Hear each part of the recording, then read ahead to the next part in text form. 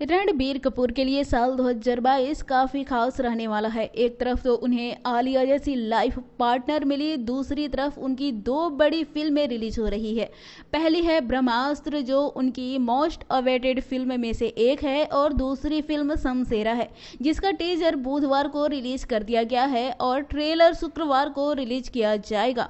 Teaser में रणबीर और संजय दत्त के खतरनाक लुक ने फैंस को काफी इम्प्रेस किया है। टीजर के रिलीज के साथ ही फैंस ने समसेरा और यश के केजीएफ चैप्टर 2 के बीच तुलना करना शुरू कर दी है। लोगों को लग रहा है कि रणबीर कपूर की समसेरा ही केजीएफ चैप्टर 2 का box office record तोड़ेगी।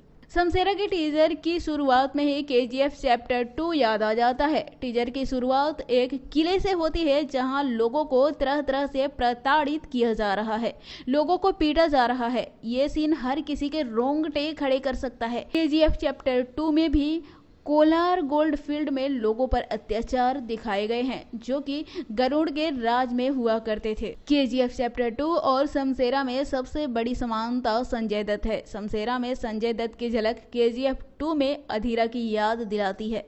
Ranbir Kapoor के इस स्टारर फिल्म में उनका किरदार भी काफी जबरदस्त लग रहा है। रॉकी भाई केजीएफ चैप्टर 2 में कोलार गोल्ड फील्ड के लोगों के मसीहा बने थे, और अब समसेरा में रणबीर कपूर लोगों के मसीहा बनते नजर आएंगे।